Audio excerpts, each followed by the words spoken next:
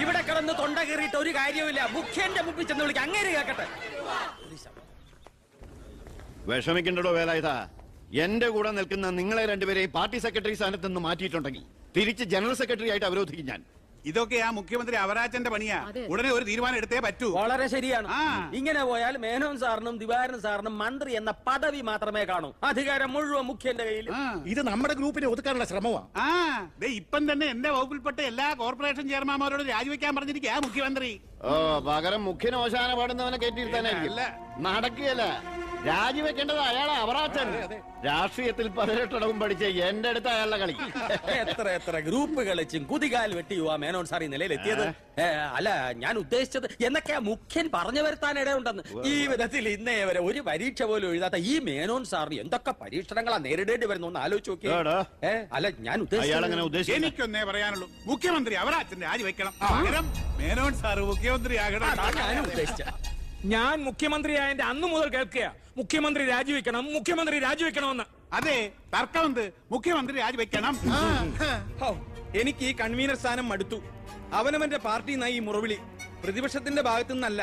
പ്രതിപക്ഷം കാര്യമുള്ള കാര്യത്തിനെ പറയൂ. ബഹുമാനപ്പെട്ട വിദ്യാഭ്യാസ മന്ത്രി ബാലഗംഗാധര മേനോൻ ഈ മന്ത്രിസഭയിൽ അംഗമാണോ അതോ പ്രതിപക്ഷത്തിന്റെ വ്യക്തമാണോ? ആ സംശയം എനിക്കുണ്ട്.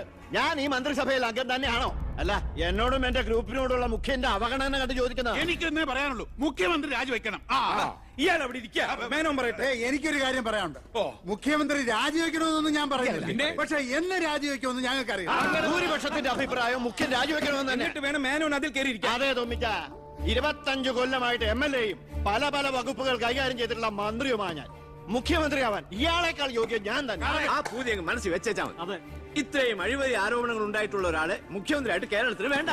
എന്റെ പേരിൽ ആരോപണങ്ങളേ ഉള്ളൂ. പക്ഷെ മുഖ്യമന്ത്രി അടക്കം പല മന്ത്രിമാരും നടത്തിയ അഴിമതികളുടെ വ്യക്തമായ തെളിവുകൾ എന്റെ കയ്യിലുണ്ട്. അയ്യയ്യേ, നിർത്ത്.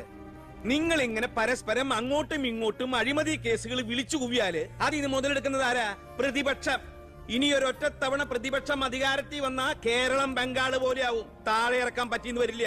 അപ്പൊ പിന്നെ കിടന്ന് നിലവിളിച്ചിട്ട് ഒരു കാര്യമില്ല. നമ്മൾ ജനങ്ങളെ നന്നായിട്ട് പറ്റിക്കുന്നവരാ. പരസ്പരം പറ്റിക്കാതിരുന്നാൽ കാലാവധി തീരുന്നത് വരെ നമുക്ക് ഭരിക്കാം. അതുകൊണ്ട് മുഖ്യമന്ത്രിയെ മാറ്റേണ്ട ഒരു കാര്യവും തൽക്കാലം ഇവിടെ ഇല്ല. എന്തൊക്കെ ന്യായം പറഞ്ഞാലും മുഖ്യമന്ത്രി രാജിവെച്ചേ പറ്റൂ. ദിവാകരത്താനിക്ക് ഇതല്ലാതെ വേറെ ഒന്നും പറയാൻ. ഈ മുഖ്യൻ ഈ രീതിയിൽ ഭരണം ഇനിയും തുടർന്നാൽ KDF അടുത്ത തെരഞ്ഞെടുപ്പിൽ പച്ച കൊടുക്കും. കൺവീനറെ, ഇതൊക്കെ പത്രക്കാരെയും TV-ക്കാരെയും വിളിച്ച് സർക്കാരിനെ കരിവാരി തേക്കാൻ ശ്രമിച്ചാൽ എനിക്കിതൊക്കെ ഹൈക്കമാൻഡിനോട് പറയേണ്ടി വരും. പേടിപ്പിക്കല്ലേ. എന്റെ ഗ്രൂപ്പിന്റെ ഹൈക്കമാൻഡ് ഞാൻ തന്നെ. അവറാജ, അധികകാലം മുഖ്യമന്ത്രി കസേരയിൽ സുഖമായിട്ടിരിക്കാമെന്ന് കരുതണ്ട. മുഖ്യമന്ത്രിയെ കൊണ്ട് രാജിവെപ്പിച്ചേ ഞാൻ അടങ്ങും.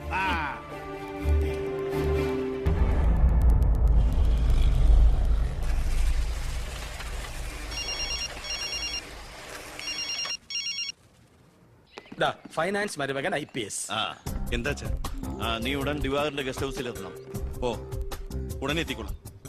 രഞ്ജി, പണം കൊടുത്ത് ലോക്കറി വേ. ശരി. അല്ല, നിങ്ങൾ ബസ് ഓണേഴ്സും തൊഴിലാളിയും തമ്മിലൊരു പരസ്പര വിട്ടുവീഴ്ചയ്ക്ക് തയ്യാറായില്ലെങ്കിൽ ഈ സമരം ഒത്തീർപ്പാക്കാൻ പറ്റുമെന്ന് എനിക്ക് തോന്നുന്നില്ല. Excuse me. കളക്ടർ മരുമകൻ IAS. ഹലോ. ഞാൻ ഗസ്റ്റ് ഹൗസിലുണ്ടാവും. ശരി സാർ, ഞാൻ വരാം. അപ്പൊ ഈ ചർച്ച തൽക്കാലം ഇവിടെ അവസാനിപ്പിക്കാം. നിങ്ങൾ പരസ്പരം ഒരു ധാരണയിലെത്തിയ ശേഷം എന്നെ അറിയിക്കൂ. ഓക്കെ. മുഖ്യനെ മാറ്റാൻ എന്റെ കൂടെ നിൽക്കാമെന്ന് വാക്ക് തന്നതാ തൊമ്മൻ ചാക്കോ. താൻ ആരോപണം ഉന്നയിച്ചാൽ മതി, ഞാൻ പിന്തുണച്ചോളാമെന്ന് പറഞ്ഞിട്ട് എന്നിട്ടിപ്പം മീറ്റിംഗിൽ മുഖ്യന് വേണ്ടി വാദിച്ചിരിക്കുന്നു. അല്ലെങ്കിൽ അവരാജൻ ഒഴിഞ്ഞു പോയനെ. നായി നടന്നുകൊണ്ട് ഒരു കാര്യമില്ല, നായ്ക്ക് ഇരിക്കാനോട്ട് നേരമില്ല എന്ന് മുഖ്യം പറയുന്ന ഞാൻ ഉദ്ദേശിച്ചത്. മേനോ സാറ് മുഖ്യമന്ത്രിയാവുമെന്ന് ഞാൻ വെറുതെ സ്വപ്നം കണ്ടു. എല്ലാം കൈവിട്ട് പോയില്ലേ? ഇല്ല ജോസ്പേട്ട, കൈവിട്ടു പോയി എന്ന് കരുതിയ പലതും നമ്മൾ വെട്ടിപ്പിടിച്ചെടുത്തിട്ടുണ്ട്. ജോസ്പേട്ടന്റെ സ്വപ്നം ഫലിക്കും. അച്ഛൻ മുഖ്യമന്ത്രിയാകും. അത് മറ്റാരേക്കാളും കൂടുതൽ ആഗ്രഹിക്കുന്നവനാ ഞാൻ. കേട്ടോടാ ദിവാര, അണികൾ ഒരുപാട് പേര് പിന്നിലുണ്ടെങ്കിലും എന്റെ ശക്തി എന്ന് പറയുന്ന ഇവരാ എന്റെ മരുമക്കള്. ഈ IPS-ഉം ഈ IAS-ഉം എന്റെ വാക്കനുസരിച്ച് ഇവര് നിന്നിട്ടുള്ളൂ. ഇവരോട് അഭിപ്രായം ചോദിച്ചിട്ടേ ഞാൻ പ്രവർത്തിച്ചിട്ടുള്ളൂ. അല്ലച്ചാ, ഈ CM രാജിവെക്കാൻ തയ്യാറായില്ലെങ്കിൽ അച്ഛന്റെ ഗ്രൂപ്പിന് പാർട്ടി വിട്ടു പോകുന്നു. ഈ പാർട്ടി വളർത്തുക എന്നൊക്കെ പറഞ്ഞാലുണ്ടല്ലോ, കൂടെ നിൽക്കുന്ന ഒറ്റ ഒരുത്തനെ വിശ്വസിക്കാൻ കൊള്ളില്ല.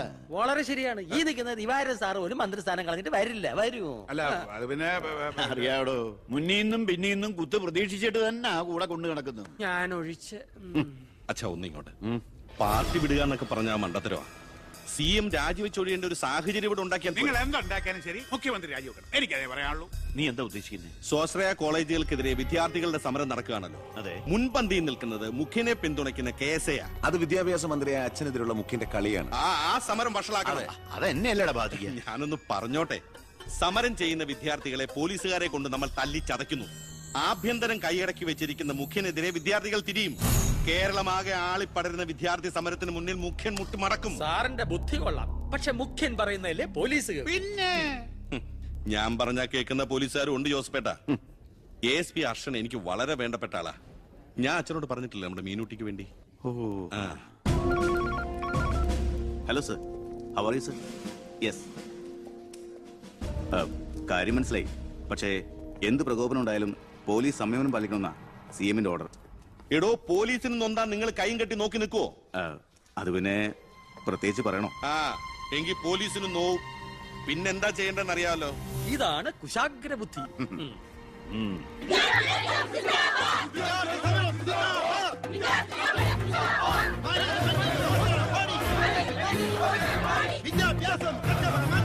നിയമം കയ്യിലെടുത്ത് പൊതുജീവിതം സമർപ്പിക്കാൻ ആരും ശ്രമിക്കരുത്. Go back. I repeat, ദയവായി പിരിഞ്ഞു പോവുക. വിദ്യാർത്ഥി സമരം സിന്ദാബാദ്. Police go back. Police go back. Police go back. Police go back. Police go back. Police go back.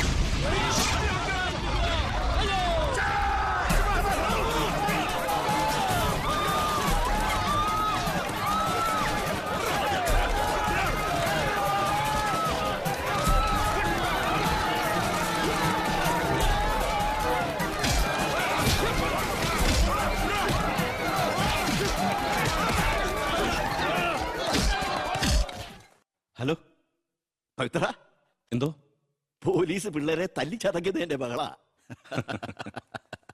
പവിത്ര, നിന്റെ താന്ത്രം ശരിക്കും ഏറ്റു കേട്ടോ. അവിടെ പോലീസും പിള്ളേരും തമ്മിൽ പൊരിഞ്ഞ യുദ്ധം. ഇതോടെ മുഖ്യന്റെ പ്രതിച്ഛായ മാറിക്കിട്ടും. അച്ഛൻ നോക്കിക്കോ, ഇനി വിദ്യാർത്ഥികൾ ഇറങ്ങിയിരിക്കില്ല. കേരളക്കരയാകെ പ്രതിഷേധം കത്തി പടരും. വിദ്യാർത്ഥികളെ തൊട്ട് കളിച്ച, മക്കളെ നീക്കൾ സൂക്ഷിച്ചോ.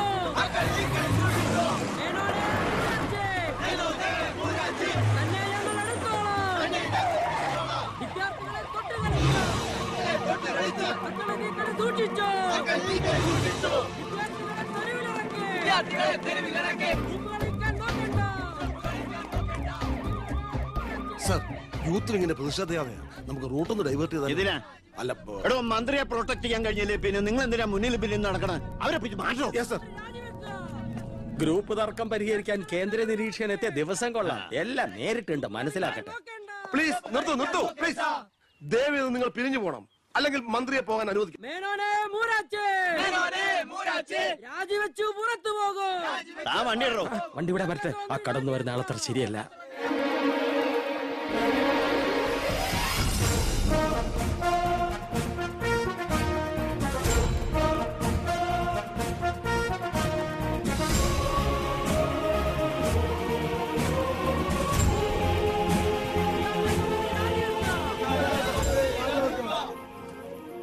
സാർ, അക്രമം അഴിച്ചുവിടാൻ വന്നവരല്ല ഞങ്ങൾ. മന്ത്രിയുമായി ഞങ്ങൾക്കൊന്ന് സംസാരിക്കണം. Hello, control room, CA Vijayan here. വിദ്യാഭ്യാസ മന്ത്രി ആരുടെ നെഞ്ചത്തൊക്കെയാ കയറാൻ പോണത്? നിങ്ങൾ എന്തിനാ എന്റെ വഴി തടയുന്നേ? വിദ്യാർത്ഥികളെ പോലീസ് മൃഗീയമായി മർദ്ദിച്ചു. ബോംബെറിഞ്ഞതിന്റെ പേരിൽ നിരപരാധികളെ പിടിച്ച് അത്തിട്ടിരിക്കുന്നതിന് നിങ്ങൾ ഉത്തരം പറയണം. അതൊക്കെ പോലീസ് വകുപ്പ് കൈകാര്യം ചെയ്യുന്ന മുഖ്യമന്ത്രിയോട് ചോദിക്കണം. അയാൾക്കെതിരെ സമരം ചെയ്യണം.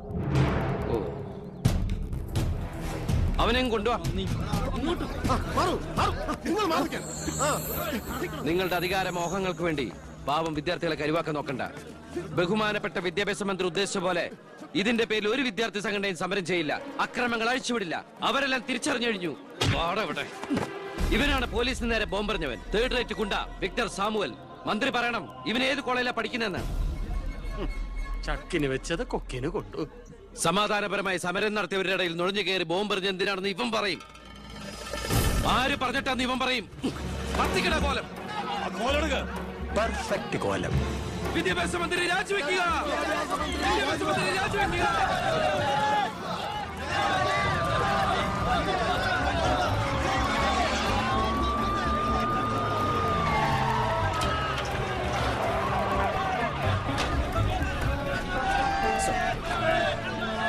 നേരെ ഈ നടുറോട്ടിൽ കിടക്കുന്നത് അടിച്ചു മാറ്റം എല്ലാத்தைയും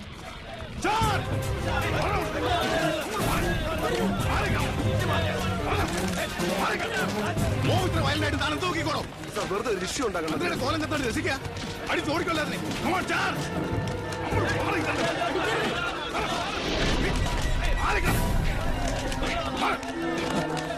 നമുക്ക് നിൽക്കാതെ ഓടി രക്ഷപ്പെടാൻ നോക്കൂ. വേഗം ഓടിപ്പോടോ.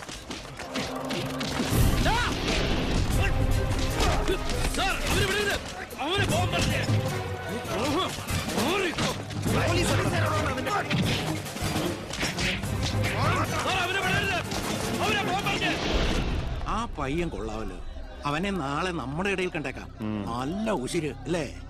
അത് പിന്നെ കാണാതിരിക്കോ? താൻ അറിയോ അയാളെ? അറിയും. ഞങ്ങൾ തമ്മിലൊരു ചെറിയ ബന്ധമുണ്ട്. എന്തു ബന്ധം? എന്റെ ഒരേ ഒരു മോന. ആറ്റുനോറ്റുണ്ടായ ഒരേ ഒരു ഉണ്ണി. അവന്റെ ചോറ് ഇവിടെയും കൂറ് അവിടെയുമാണ്. അവൻ നിൽക്കുന്നത് മുഖ്യന്റെ ചേരിയില്ല, താമസിക്കുന്ന മേനോൻ സാറിന്റെ വീട്ടിലും. ഇവരുടെ വീടാണ് ഒരു വീട്, കുടുംബം ഒരു കോവിൽ.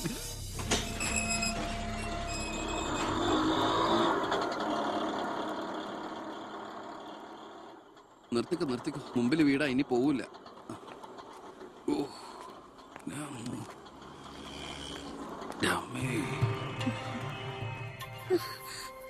അയ്യോ, ഇതെന്ത് പറ്റിയടാ? അഴിമതി വീരനും കുടില ബുദ്ധിശാലിയുമായ ഒരു മൂരാജി മന്ത്രിക്കെതിരെ ശബ്ദമുയർത്തിയതിനും അങ്ങേരുടെ കോലം കത്തിച്ചതിനും പോലീസ് തന്ന സമ്മാനാണിത്. ഏത് മന്ത്രി? നമ്മുടെ വിദ്യാഭ്യാസ മന്ത്രി ഇല്ലമ്മാ. അത് നിന്റെ അച്ഛനല്ലേ? ഞാനത് നിഷേധിക്കുന്നില്ല. കാശ് കൊടുത്ത് ഇടിപ്പിച്ച പോലെ പോയി. എന്നാ ഐഡിയത്? അയ്യോ ഏട്ടാ, ഇത് എന്ത് പറ്റി? ഒന്നുമില്ല മോളെ, ഒന്നും. അയ്യോ, നന്നായിട്ട് കിട്ടിയ ലക്ഷണം ഉണ്ടല്ലോ. വിഷമിക്കണ്ട. ലാത്തിയുടെ ചൂടറിഞ്ഞ തുണക്കുട്ടന്മാർ രാഷ്ട്രീയത്തിലേറെ ശോഭിക്കും. എതിരാളികളെ ലാത്തി കൊണ്ട് അടിച്ചൊതുക്കിയും ചിലർ രാഷ്ട്രീയത്തിൽ വല്ലാതെ ശോഭിക്കുന്നുണ്ട്. പക്ഷെ അതൊന്നും അത്ര ശാശ്വതമല്ല. ഞാൻ മകനെയാണ് ഉദ്ദേശിച്ചത്. നീ ഇരിക്കെ, ഞാൻ വിളമ്പാ. ഓ, എനിക്ക് വേണ്ടമ്മാ. ഇത് VIP-കളുടെ ടേബിൾ അല്ലേ? ഇവിടെ ഇരുന്ന് കഴിച്ചാൽ അങ്ങോട്ട് ഇറങ്ങില്ല. എനിക്കുള്ള വിഹിതം ഞാൻ അടുക്കള പോയി കഴിച്ചോളാം. ജീവിതകാലം മുഴുവൻ നിനക്ക് അടുക്കളയിൽ കിടന്ന് ഇറങ്ങാനാ യോഗം. ഓ, എനിക്കത് മതി. എന്തായാലും ഞാൻ നിങ്ങളുടെ ഗ്രൂപ്പ് ഓഫീസിന്റെ തിന്നാലല്ലോ വന്ന് നിറങ്ങണത്. എന്നെയും എന്റെ ഗ്രൂപ്പിനെയും പരസ്യമായിട്ട് അവമാനിക്കുന്നവനെ എന്തിനാ ഞാൻ കഷ്ടപ്പെട്ടുണ്ടാക്കണ എന്റെ വീതം കഴിക്കാൻ ഇങ്ങോട്ട് കെട്ടിയെടുക്കണത്? മക്കള് കഴിക്കുന്നതിന്റെ കണക്ക് പറയാ. ഞാൻ പറയൂടി, രാവിലെ ഇറങ്ങുമല്ലോ കഞ്ഞിമുക്കിയ ഡ്രസ് ഇട്ടുണ്ട്, അതിനും വേണം എന്റെ ചക്രം. അതെ, എല്ലാം സർക്കാരിനെ വെട്ടിച്ചുണ്ടാക്കുന്നല്ലേ? സർക്കാരിന്റെ കാശ് എന്ന് പറയുന്നത് ജനങ്ങളുടെ കാശാ. അതിലെനിക്കും അവകാശമുണ്ട്. നീ അടുക്കളയിലേക്ക് പോയി ഭക്ഷണം കഴിക്കും. ഉപദേശിക്കുകയാണെന്ന് കരുതരുത്. ജീവിതത്തിന് ഒരു ലക്ഷ്യമൊക്കെ ഉണ്ടാവും. എന്നിട്ട് ആ ലക്ഷ്യത്തിന് വേണ്ടി പരിശ്രമിക്കണം. നല്ല ഉപദേശം. ഇരിക്കുന്ന ആളോട് ചെന്ന് പറയാം. പോത്തിനോടാണോ വേദം ഓതുന്നത്? ഞാൻ ഇതുദ്ദേശിച്ചത് മകനെയാ. അച്ഛനെ ഉദ്ദേശിച്ചാലും വലിയ കുഴപ്പമൊന്നുമില്ല. നിങ്ങളൊന്നും മിണ്ടാതിരിക്കെ. അച്ഛൻ അവന് വഴക്ക് പറയുന്നതിൽ എന്താ തെറ്റ്? അവന് ഞങ്ങളുടെ കൂടെ നിന്നൂടെ? എവിടെ നിൽക്കാനാ? എനിക്കെതിരെ ആഞ്ഞടിക്കാനാ മുഖ്യനവനെ കരുവാക്കിയിരിക്കുക. ആരോ അവിടെ ഞാൻ നിഷേധിക്കുന്നു. ഇവൻ എന്റെ മോൻ തന്നെയാണോ അതോ മുഖ്യറ്റം? ആ ചോദ്യം ലക്ഷ്മി തീറ്റ കഴിഞ്ഞ് ഇറങ്ങി പോരുത്.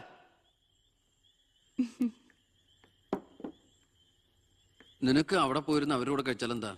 എനിക്ക് അവരോട് ഇരുന്ന് ശരിയാവില്ല ഏട്ടാ. അവരൊക്കെ വലിയ വലിയ കാര്യങ്ങളെ പറയണേ. എനിക്കതൊന്നും മനസ്സിലാവില്ല. എടീ, അവരെന്താ പറയണേന്ന് അവർക്ക് എന്നെ മനസ്സിലാവണില്ല.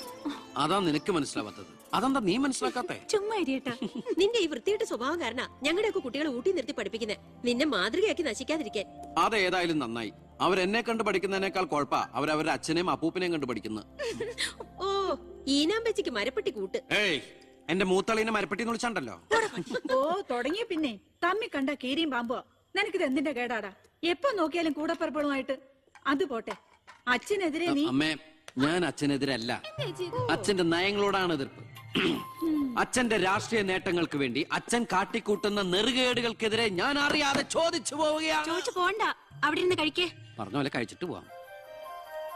എടാ, നിന്റെ അച്ഛൻ എത്ര നെറുകേട് കാണിച്ചാലും അങ്ങേര് കഷ്ടപ്പെട്ടുണ്ടാക്കണതല്ലേ നീ ഇപ്പൊ കഴിക്കണത്? അത് മാത്രം പറയരുത് അമ്മേ. അമ്മേ, ഞാൻ കഴിക്കണത് അമ്മയ്ക്കുള്ള കഞ്ഞിയുടെ ഒരു വിഹിതമാണ്. എനിക്കൊരു നല്ല കാലം വരുമ്പോ ഞാൻ ഈ കഞ്ഞി മുഴുവൻ അമ്മയ്ക്ക് ചോറായിട്ട് തിരിച്ചു തരും. അതുവരെ എന്റെ വയറിനൊരു ലോട്ട്. എനിക്കും എന്റെ ജീവൻ നിലനിർത്തണ്ടേ അമ്മേ?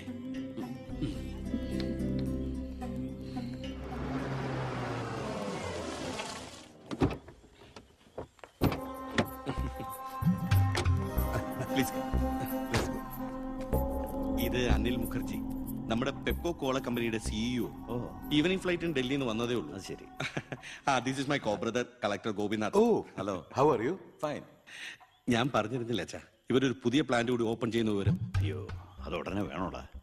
ഇപ്പൊ തന്നെ കോട്ടപ്പുറത്ത് കുടിവെള്ളമില്ലെന്നും പറഞ്ഞ് ജനങ്ങൾ മുറവിളി കൂട്ടുക. ഇനിയിപ്പോ 50 കിലോമീറ്റർ ചുറ്റളവില് ഭൂഗർഭജലം വലിച്ചെടുക്കുന്ന പുതിയ പ്ലാന്റ് കൂടി തുറന്നാൽ ജനവിളകും. ഹേ, അതൊക്കെ ആരറിയാൻ പോകുന്ന വെച്ചാ? കുടിവെള്ള ക്ഷാമത്തിന് സർക്കാർ ചെലവില് നമ്മൾ ടാങ്കറിൽ വെള്ളം അടിക്കും. എന്നാലും അല്ല അച്ഛാ, പെർമിഷൻ കൊടുക്കാന്ന് പറഞ്ഞൊരു 2 കോടി രൂപ ഞാൻ ഇവരുടെ കയ്യിൽ നിന്ന് വാങ്ങിയിരുന്നു. ചെറാക്കുളം ഫൈനാൻസിന്റെ കാസർഗോഡ് ശാഖ തുടങ്ങിയത് ആ പണം കൊണ്ട്. അച്ഛന് താല്പര്യമില്ലെങ്കിൽ ഞാൻ ആ പണം പിൻവലിച്ച് തിരിച്ചു കൊടുത്തേക്കാം. അത് വേണ്ട. പിന്നെ ആ വ്യവസായ മന്ത്രി ദിവാകരന് ഒരു തുക കൊടുക്കേണ്ടി വരുമെന്ന് പറഞ്ഞേക്ക്. കൺഫേം. Thank you. എല്ലാം കേട്ടു, ഒന്നും നടക്കില്ല. Good night. അല്ല അതെ, നാളെ ഒരു വഴിതടയൽ സമരമുണ്ട് KK റോഡില്. ബഹുമാനപ്പെട്ട മന്ത്രി അച്ഛൻ അതുവഴിയൊന്നും വന്നേക്കരുത്. പിന്നെ മന്ത്രിയുടെ കാറ് മാൻ തടഞ്ഞു എന്നും പറഞ്ഞ് രാത്രി ഉണ്ണാൻ വന്നിരിക്കുമ്പോ എന്റെ കഞ്ഞിൽ പാറ്റിടാൻ വന്നുണ്ടല്ലോ. കഞ്ഞി കുടിച്ചിട്ടേ പോകുള്ളൂ. കേന്ദ്ര സർക്കാരിനെ എതിർക്കാൻ വേണ്ടി മാത്രം പെട്രോൾ വില വർധനയ്ക്കെതിരെ സമരം ചെയ്യുന്ന മറ്റ് സംഘടനകളും ഒന്ന് ഓർക്കണം. അവരുടെ സർക്കാർ ഭരിച്ചിരുന്നപ്പോഴും ഇവിടെ അടിക്കടി വില വർദ്ധിപ്പിച്ചിട്ടുണ്ടെന്ന് എന്ന് കരുതി കേന്ദ്ര സർക്കാരിനെ ന്യായീകരിക്കുകയല്ല ഞാൻ. നമുക്കെല്ലാവർക്കും അറിയാം, പെട്രോളിന് വില കൂടുമ്പോൾ ഇവിടെ ഉപ്പ് തൊട്ട് കർപ്പൂരം വരെയുള്ള സാധനങ്ങൾക്ക് അമിതമായ വില കൂടുമെന്ന്. ഓട്ടോ ചാർജ് വർധന, ബസ് ചാർജ് വർധന, ഇതൊന്നും ഇവിടുത്തെ സാധാരണ ജനങ്ങൾക്ക് താങ്ങാൻ കഴിയില്ല. എന്നും സാധാരണക്കാർക്ക് വേണ്ടി നിലകൊള്ളുന്നവരാണ് നമ്മൾ. ഭരണകക്ഷിയായാലും നമ്മൾ ഇത് ഇപ്പോഴൊന്നും തീരുന്ന ലക്ഷണമില്ല. ഇപ്പൊ തന്നെ ലേറ്റാ. ഇന്ന് പരീക്ഷാ ദിവസമായിട്ട് ടീച്ചറെ ഒന്ന് പറഞ്ഞു നോക്കിയാലോ? ഞാൻ പറയാം. 947 നമ്മുടെ മഹാത്മജി നമുക്ക് വാങ്ങി തന്ന സ്വാതന്ത്ര്യം നീണ്ട സമരങ്ങളിലൂടെയാണ്. നിങ്ങൾ വാഹനങ്ങൾ കടത്തിവിടണം. ഇതൊരു പബ്ലിക് റോഡല്ലേ? ഇതൊരു പബ്ലിക് മാറ്ററാ. പബ്ലിക് കൂടി സഹകരിക്കേണ്ട വിഷയം. പബ്ലിക്കിനെ ബുദ്ധിമുട്ടിച്ചിട്ടാവരുത് വഴിയോര പ്രസംഗം. ഇങ്ങനെ നടുറോഡിൽ വെച്ചിട്ടാണോ പബ്ലിക് മീറ്റിംഗ് നടത്തുക? പബ്ലിക്കിന് വേണ്ടിയിട്ടാണ് മാഡം പബ്ലിക്കായ കാര്യങ്ങൾ പബ്ലിക്കായി പറയുന്നത്. ഇത് പബ്ലിക്കിന്റെ മുന്നിൽ വെച്ച് പബ്ലിസിറ്റിക്ക് വേണ്ടി ഉണ്ടാക്കുന്ന പബ്ലിക് ന്യൂസൻസ് ആണെന്ന് പബ്ലിക്കിന് മൊത്തം അറിയാം. ഏതാ ഈ പബ്ലിക്? ചുമ്മാ ഒരു കാര്യമില്ലാതെ ഒരു ഉടക്ക്. ഒരു കാര്യമില്ലാണ്ട് ഉടക്കാൻ പെങ്ങളെന്താ പ്രതിപക്ഷ നേതാവിന്റെ മോളാണോ? എന്താ പെങ്ങളുടെ പ്രശ്നം? നിങ്ങൾക്ക് ഇതുപോലെ ഓഡിറ്റോറിയത്തിൽ വെച്ച് നടത്തിയാൽ എന്താ? എഴുതി വെച്ചിരിക്കണ കണ്ടില്ലേ? വഴിതടയൽ സമരം ഒന്ന്. വഴിതടയൽ സമരം എങ്ങനെ ഓഡിറ്റോറിയത്തിൽ വെച്ച് നടത്തണത്? എന്റെ കുട്ടികൾക്ക് ഇന്ന് പരീക്ഷയാണ്. എന്നിട്ട് കുട്ടികളെ ബസ്സില്. ഓ എന്റെ ഈശ്വര, ഒരു വണ്ടി നിറയെ കുട്ടികളോ? അല്ല അപ്പൊ കുട്ടികളുടെ അച്ഛൻ എന്താ പണി? ഇതൊക്കെ തന്നെയായിരിക്കും. ചുമ്മാരിടാ. നാം ഒന്ന് നമുക്കൊന്നെന്ന് ഗവൺമെന്റ് പരസ്യം ചെയ്യുന്ന ഈ കേരള സംസ്ഥാനത്ത് ഒരു വണ്ടി നിറയെ കുട്ടികളുമായി വന്നിരിക്കുന്ന ഒരമ്മ നമുക്കിത് വാർത്തയാക്കണം. അതെന്റെ സ്കൂളിലെ കുട്ടികളാ. അയ്യോ, അത് ഞാൻ അറിഞ്ഞില്ലാട്ടാ. കൊച്ചുകുട്ടികളുടെ ഭാവി തകർത്തിട്ടാവരുത് നാട് നന്നാക്കല്. പെങ്ങൾ ഇപ്പൊ പറഞ്ഞത് ന്യായം. ഇന്നത്തെ കുട്ടികളാണ് നാളത്തെ പൗരന്മാർ. അവരാണ് ഇന്ത്യയെ നയിക്കേണ്ടവർ. ആ പൗരന്മാർക്ക് വേണ്ടി ആ വണ്ടി ഒന്നാണ്ട് കടത്തി വിടറാ. ഞങ്ങൾ പെങ്ങളങ്ങോട്ട് പൊക്കോളൂ. അപ്പോൾ ഞാൻ പറഞ്ഞു നിർത്തിയ ഇതുപോലുള്ള സമരങ്ങൾക്ക് ജനപിന്തുണയുണ്ടാകണം. ഒറ്റക്കെട്ടായിട്ട് നിന്ന് പോരാടണം. പ്രിയപ്പെട്ട നാട്ടുകാരെ, ഞാൻ പറയുകയാണ്, ഞാൻ ചോദിച്ചു പോവുകയാണ്. പ്രിയപ്പെട്ട നാട്ടുകാരെ, ഞാൻ പറയുകയാണ്, ശ്രീമതി ഇന്ദിരാഗാന്ധി ഇവിടുത്തെ പ്രധാനമന്ത്രിയായിരുന്നപ്പോൾ ഇവിടെ എന്തിന്റെ കുറവുണ്ടായിരുന്നു? ഞാൻ ചോദിക്കുകയാണ്. എന്താടി? അയ്യോ, ഇത് പിടിച്ച്. അതെ, നിങ്ങളെല്ലാരും ഇവിടെ ഇരി, ഞാനിപ്പോ വരാം. പിന്നിക്കായിരിക്കും.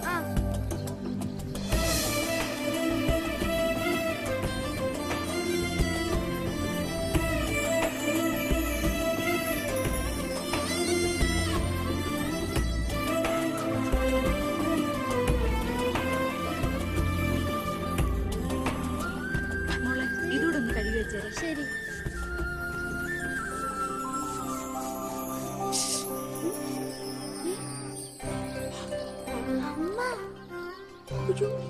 ഇനി മോള് പോയി പഠിച്ചോളൂ, അമ്മ കഴിക്കോളാം. ശരി. എന്താ? ഇതേ ആരും കാണാതെ വേണം വായിക്കാൻ. ആളാകെ 1.5 ചാണയുള്ളൂ. ഇപ്പോഴേ വളഞ്ഞ കാന്താരിയ. അതുകൊണ്ടല്ല അവൻ കൊടുത്ത കത്ത് പഠിച്ച്. ദേവകമേ, കുട്ടികളായതുകൊണ്ട് ഞാൻ ക്ഷമിച്ചു. ഇനി വളരുമ്പോഴും അവര് ബന്ധം തുറന്നാ കുഴപ്പാ. നമ്മളായിട്ട് അതിന് സാഹചര്യം ഉണ്ടാക്കണ്ട. അതുകൊണ്ട് ദേവകമ കൊടുത്ത് പൊക്കോളൂ. ലക്ഷ്മി ഒന്നും പറയണ്ട.